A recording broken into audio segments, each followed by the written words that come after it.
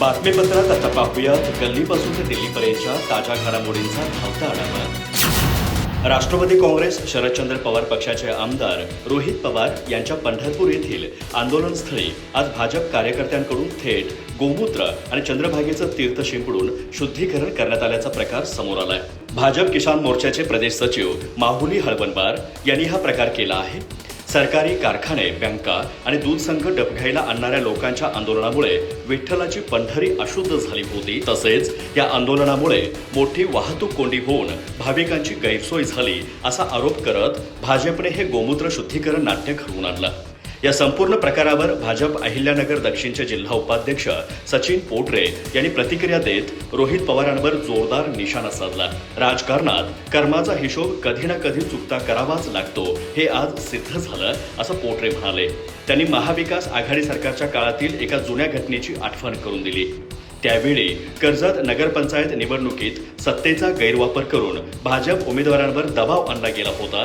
त्याचा निषेध म्हणून भाजप नेते राम शिंदे यांनी कर्जत येथील धाकटी पंढरी समजल्या जाणाऱ्या गोदड महाराज मंदिरासमोर मौन व्रत आंदोलन केलं होतं। सचिन पोटरे यांनी पुढे सांगितलं की राम शिंदे यांचं आंदोलन संपल्यानंतर दुसऱ्याच दिवशी आमदार रोहित पवार यांच्या सांगण्यावरून राष्ट्रवादीच्या कार्यकर्त्यांनी गोदड महाराज मंदिर परिसरात गोमूत्र शिंपडून पवित्र करण्याचा स्टंट केला होता। आज तेच कर्म फिरून रोहित पवारांवर उलटलं आहे। नेहमी शेतकरी विरोधी भूमिका घेणाऱ्या आणि शेतकऱ्यांचे कारखाने हडप करणाऱ्या रोहित पवारांनी पंढरपुरात जिथे उपोषण केलं त्याच जागेवर आज भाजप नेते माऊली हळवणबार यांनी गोमूत्र शिंपडून त्या जागेचं शुद्धीकरण केलं आहे। राज्यातील शेतकऱ्यांच्या सरसकट कर्जमाफीच्या मागणीसाठी उद्धव ठाकरे यांच्या शिवसेनेनं आज छत्रपती संभाजीनगरमध्ये पुकारलेल्या बळीराजा गर्जना ट्रॅक्टर रॅली दरम्यान प्रचंड हाय व्होल्टेज ड्रामा पाहायला मिळाला। छत्रपती संभाजीनगर पोलिसांनी या भव्य ट्रॅक्टर रॅलीला परवानगी नाकारत आंदोलकांना रोखण्यासाठी रस्त्यांवर मोठे बॅरिकेड्स लावले होते। मात्र शिवसेना उबाठा नेते आणि आमदार अंबादास दानवे यांनी पोलिसांची ही बंदी झुगारून लावली। दानवे यांनी स्वतः आक्रमकपणे रस्त्यावरील बॅरिकेड्स बाजूला करत क्रांती चौक ते विभागीय आयुक्त कार्यालयावर हा महामोर्चा पुढे नेला। आमच्यावर हवे तर गुन्हे दाखल करा, पण शेतकऱ्यांचा ट्रॅक्टर मोर्चा निघणारच, असे थेट आणि रोखठोक आव्हान अंबादास दानवे यांनी सरकारला दिलंय। प्रशासनाकडून होणाऱ्या संभाव्य कारवाईला किंवा गुन्ह्यांना न घाबरता आज मराठवाड्यातील सर्व 8ही जिल्ह्यांमध्ये जिल्हाधिकारी कार्यालयांवर ठाकरे गटाचा भव्य ट्रॅक्टर मोर्चा धडकणार आहे असं ते म्हणाले। प्रसारमाध्यमांशी बोलताना अंबादास दानवे यांनी राज्य सरकारच्या कर्जमाफी योजनेचे वाभाडे काढले। विद्यमान सरकारची ही योजना कर्जमाफी नसून प्रत्यक्षात कर्ज वसुली योजना आहे। ठराविक रक्कम भरल्यानंतरच 50,000 रुपये माफ होतील अशा अनेक जाचक अटी सरकारनं शेतकऱ्यांवर लादल्या आहेत अशी टीका त्यांनी केली। पुढे बोलताना ते म्हणाले की उद्धव ठाकरे मुख्यमंत्री असताना त्यांनी कोणत्याही अटींशिवाय शेतकऱ्यांची कर्जमुक्ती केली होती। मात्र सध्याच्या सरकारनं दिलेला 7/12 कोरा करण्याचं आश्वासन हवेतच विरलं असून त्यांनी शेतकऱ्यांची फसवणूक केली आहे। महाराष्ट्रातील विधान परिषद निवडणुकांपूर्वी राजकीय वातावरण कमालीचं तापलं असून सातारा, सांगली स्थानिक स्वराज्य संस्था मतदारसंघातील निवडणूक विशेष चर्चेत आली आहे। वरवर पाहता महायुती एकत्र असल्याचं चित्र असलं तरी पडद्यामागे सुरू असलेल्या नाराजीच्या राजकारणामुळे सत्ताधारी आघाडीची चिंता वाढली आहे। शिवसेना, भाजप आणि राष्ट्रवादी काँग्रेस अजित पवार गट यांच्यातील अंतर्गत मतभेद आता उघडपणे समोर येत असल्याने या निवडणुकीत ऐनवेळी कोणता राजकीय ट्विस्ट येईल याकडेच राज्याचं लक्ष लागलं आहे। विशेष म्हणजे या संपूर्ण घडामोडीत उपमुख्यमंत्री एकनाथ शिंदे यांची भूमिका अत्यंत महत्त्वाची मानली जाते। स्थानिक प्रतिनिधींच्या भावना जाणून घेतल्यानंतर अंतिम निर्णय मुंबईत वरिष्ठ पातळीवर घेतला जाणार असल्याने शिवसेना नेमकी कोणती भूमिका घेते यावर निवडणुकीची दिशा अवलंबून राहू शकते। सातारा, सांगली स्थानिक स्वराज्य संस्था मतदारसंघासाठी 18 जून रोजी मतदान होणार आहे। महायुतीने या निवडणुकीत भाजपचे धैर्यशील कदम यांना उमेदवारी दिली आहे। त्यांच्या विरोधात महाविकास आघाडीकडून अभयसिंह जगताप मैदानात आहेत। सामान्यतः महायुती एकत्र असल्यास निवडणूक तुलनेने सोपी मानली गेली असती। मात्र उमेदवारी जाहीर झाल्यानंतर स्थानिक पातळीवर नाराजीची कुजबूज सुरू झाली। काही नेत्यांनी थेट नाराजी व्यक्त केली तर काहींनी मौन बाळगत अप्रत्यक्ष दबाव वाढवण्याची भूमिका घेतली आहे। यामुळे निवडणूक केवळ 2 उमेदवारांपुरतीच मर्यादित न राहता महायुतीतील अंतर्गत एकजुटीची परीक्षा ठरली आहे। महाराष्ट्रातील शासकीय कंत्राटांमधील कथित भ्रष्टाचाराचा मुद्दा पुन्हा एकदा ऐरणीवर आलाय। कोल्हापुरात झालेल्या महाराष्ट्र राज्य शासकीय ठेकेदार महासंघाच्या पहिल्याच अधिवेशनात ठेकेदारांनी केलेल्या धक्कादायक आरोपांमुळे राजकीय वर्तुळात मोठी खळबळ उडाली आहे। शासकीय कामांच्या ठेक्यांसाठी आमदार, अधिकारी, कर्मचारी आणि मंत्रालयातील विविध स्तरांवर तब्बल 56% रक्कम कमिशन आणि इतर खर्चात जाते असा गंभीर आरोप ठेकेदारांनी जाहीरपणे केला। या आरोपानंतर काँग्रेसचे नेते विजय वडेट्टीवार तसंच राष्ट्रवादी काँग्रेस शरद पवार गटाचे आमदार रोहित पवार यांनी राज्य सरकारवर जोरदार हल्लाबोल करत हे दलाल सरकार आहे अशी टीका केली आहे। तसंच सरकारनं या ठेकेदारांना त्रास दिल्यास त्यांच्या समर्थनार्थ रस्त्यावर उतरण्याचा इशाराही दिलाय। कोल्हापुरातील महासैनिक दरबार हॉलमध्ये महाराष्ट्र राज्य शासकीय ठेकेदार महासंघाचे पहिले अधिवेशन पार पडले। राज्यभरातील हजारांहून अधिक ठेकेदार या अधिवेशनाला उपस्थित होते। यावेळी यवतमाळचे ज्येष्ठ ठेकेदार प्रवीण उंबरकर यांनी शासकीय कामातील कथित कमिशनखोरीचं गणित मांडत उपस्थितांना धक्का दिला। ठेकेदारांनी उपस्थित केलेला सर्वात गंभीर प्रश्न म्हणजे विकास कामांच्या दर्जाचा। जर कंत्राटाच्या रकमेपैकी 56% रक्कम विविध कमिशन, कर आणि इतर खर्चात जात असेल तर प्रत्यक्ष विकास कामांवर केवळ 44% रक्कम खर्च होत असेल, मग त्या कामांचा दर्जा काय असणार, असा सवाल अधिवेशनात उपस्थित करण्यात आला। या विधानानंतर सार्वजनिक बांधकाम, जलसंपदा, पाणीपुरवठा आणि जिल्हा परिषदांच्या कामांबाबत नवी चर्चा सुरू झाली आहे। उद्धव ठाकरेंनी खासदारांची बैठक घेतली। त्या बैठकीला मी सर्वाधिक काळ उपस्थित होतो। शिवसेना पक्षप्रमुख उद्धव ठाकरे ते असं काहीच बोलले नाहीत आणि बोलणारही नाहीत असं उबाटाचे खासदार संजय राऊत यांनी म्हटलं आहे। 4 वर्षांपूर्वी आमदार जात होते त्यावेळीचं हे वक्तव्य आहे। यावेळी त्यांनी असं काही म्हटलेलं नाही। संजय राऊत म्हणाले की पंतप्रधान मोदींचा, अमित शहा यांचा धाक म्हणजे काय आहे, हा काही व्यक्तिगत धाक नाही। त्यांच्या हातामध्ये ईडी, सीबीआय आहे म्हणून हा धाक आहे। उद्या सत्तेवर नसाल तेव्हा कसला तुमचा धाक? आमच्याकडे ईडी, सीबीआय असतं तर आमचाही धाक राहिला असता। एका मंत्र्याला खासदार भेटला त्यात काही गैर नाही। उद्या जर माझ्या कामासाठी पंतप्रधान मोदी यांना भेटायचं असेल तर मी सुद्धा त्यांना भेटेल। राष्ट्रहिताचं काम असेल तर मी नक्कीच पंतप्रधान मोदींना भेटेन। महाराष्ट्रातील अनेक मंत्र्यांसोबत मी लोकांच्या कामासाठी चर्चा करत असतो।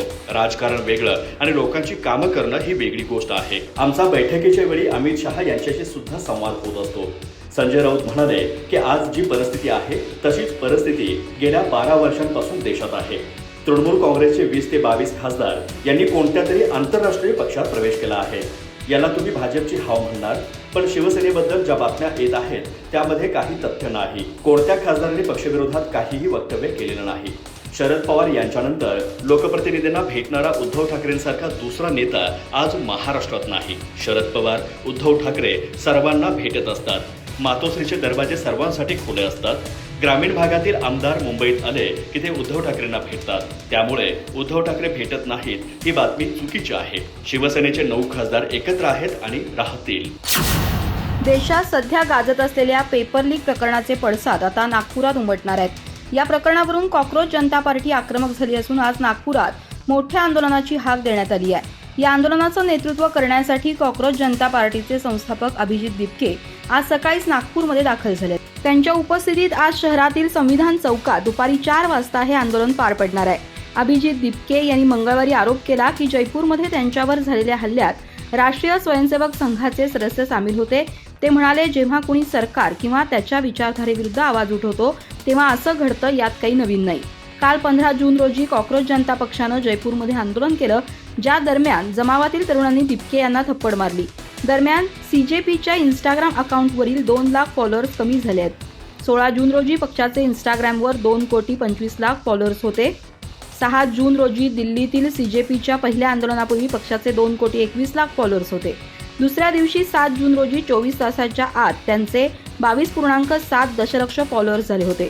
कॉक्रोच जनता पार्टी नीट पेपर फुटी, सीबीएसई परीक्षेतील अनियमितता आणि शिक्षण व्यवस्थेशी संबंधित इतर मुद्द्यांवरून शिक्षण मंत्री धर्मेंद्र प्रधान यांच्या राजीनाम्याची मागणी करतायत। ते देशभरात आंदोलन करत आहेत। फ्रान्समधील एव्हियन शहरात आजपासून 52वी G7 शिखर परिषद सुरू होते। ही परिषद 17 जून पर्यंत चालेल। सोमवारी अमेरिकेचे राष्ट्राध्यक्ष डोनाल्ड ट्रम्प, इटलीच्या पंतप्रधान जॉर्जिया मेलोनी, यूकेचे पंतप्रधान स्टीमर, युरोपियन कमिशनच्या अध्यक्षा उर्सुला वॉन डेर लेन एव्हियन येथे पोहोचले। पंतप्रधान मोदी आज स्लोव्हाकियामधून येथे पोहोचतील। फ्रान्समध्ये पोहोचल्यानंतर डोनाल्ड ट्रम्प यांनी फ्रान्सचे राष्ट्राध्यक्ष इमॅन्युएल मॅक्रॉन यांच्याशी द्विपक्षीय बैठक घेतली। मॅक्रॉन यांनी अमेरिका-इराण कराराचे स्वागत केलं. ते म्हणाले की हे जागतिक शांततेसाठी एक मोठं पाऊल आहे. यामुळे इराणच्या अणु कार्यक्रमावर लक्ष ठेवणं वाढेल. पंतप्रधान नरेंद्र मोदी देखील शिखर परिषदेदरम्यान G7 नेत्यांशी, सहयोगी देशांच्या प्रतिनिधींशी अनेक महत्त्वाच्या मुद्द्यांवर चर्चा करतील. त्यांची राष्ट्राध्यक्ष ट्रम्प यांच्याशीही भेट होण्याची शक्यता आहे. G7 सदस्य देश France, America, Canada, Germany, Italy, Japan आणि युनायटेड किंगडमचे नेते इराण आणि युक्रेनवरतीही चर्चा करू शकतात. पंतप्रधान मोदी 13 जूनपासून फ्रान्स, स्लोव्हाकियाच्या 6 दिवसांच्या दौऱ्यावरती आहेत. 18 जून रोजी ते पॅरिस मार्गे भारतात परत येतील. मोदींचा फ्रान्स आणि स्लोव्हाकियाचा सध्याचा 1 आठवड्याचा दौरा 12 वर्षांपूर्वी पदभार स्वीकारल्यानंतर त्यांच्या 100वा परदेशी दौरा आहे. PMOच्या वेबसाईटनुसार पंतप्रधान म्हणून त्यांच्या 12 वर्षांच्या कार्यकाळात मोदींनी आतापर्यंत 78 देशांचा प्रवास केला आहे. पंतप्रधान म्हणून मोदींचा पहिला दौरा 15 ते 16 जून 2014 रोजी भूतानचा होता. त्यांच्या पहिल्या कार्यकाळात मोदींनी एकूण 49 परदेशी दौरे केले. दुसऱ्या कार्यकाळात एकूण 27 परदेशी दौरे केले. 13 जूनपासून सुरू झालेला फ्रान्स, स्लोव्हाकियाचा दौरा त्यांच्या तिसऱ्या कार्यकाळातील 24वा दौरा आहे. राज्यातील महिला बचत गटांसाठी राज्य सरकारनं मोठी आणि महत्त्वाकांक्षी योजना जाहीर केली आहे. महसूल विभागाच्या पडीक जमिनींचा उपयोग करून महिलांना रोजगार उपलब्ध करून देण्यासाठी प्रत्येक पात्र महिला बचत गटाला 1 हेक्टर जमीन 5 वर्षांच्या लीजवर देण्यात येणार आहे. याशिवाय प्रत्येक गटाला 1 लाख रुपयांचं अनुदानही दिलं जाणार असल्याची घोषणा महसूल मंत्री चंद्रशेखर बावनकुळे यांनी केली. महिलांच्या आर्थिक सक्षमीकरणासोबतच पडीक सरकारी जमिनींचं संरक्षण आणि उत्पादनक्षम वापर हा या योजनेमागील प्रमुख उद्देश असल्याचं बावनकुळे यांनी स्पष्ट केलं. या नव्या धोरणानुसार महिला बचत गट किंवा महिला सहकारी संस्थांना महसूल विभागाच्या मालकीची 1 हेक्टर जमीन 5 वर्षांसाठी वापरण्यास दिली जाणार आहे. या जमिनीवर चारा लागवड, बांबू लागवड, नेपियर गवताची शेती किंवा ग्रासलँड डेव्हलपमेंट सारखे प्रकल्प राबवता येणार आहेत. यासाठी प्रत्येक गटाला 1 लाख रुपयांचं अनुदान देण्याची तरतूद करण्यात आली आहे. हा निधी जिल्हा नियोजन समिती किंवा जिल्हा खनिज प्रतिष्ठान निधीतून उपलब्ध करून दिला जाणार असल्याचं बावनकुळे यांनी सांगितलं. या योजनेतून महिला बचत गटांना मोठं आर्थिक उत्पन्न मिळू शकतं असा दावा सरकारनं केला आहे. बावनकुळे यांच्या मते एका बचत गटाला 2.5 एकर जमीन दिल्यानंतर त्यावर चारा किंवा बांबू लागवड केल्यास वर्षाला सुमारे 4 ते 5 लाख रुपयांचं उत्पन्न मिळू शकतं. विशेष म्हणजे या उत्पन्नावर सरकारचा कोणताही दावा राहणार नाही. जमिनीवरून मिळणारा संपूर्ण नफा आणि उत्पन्न संबंधित महिला बचत गटालाच मिळणार असल्यानं ग्रामीण भागातील महिलांसाठी ही मोठी आर्थिक संधी ठरू शकते. अधिक माहिती आणि ताज्या घडामोडींसाठी आजच आमचे चॅनल सबस्क्राईब करा.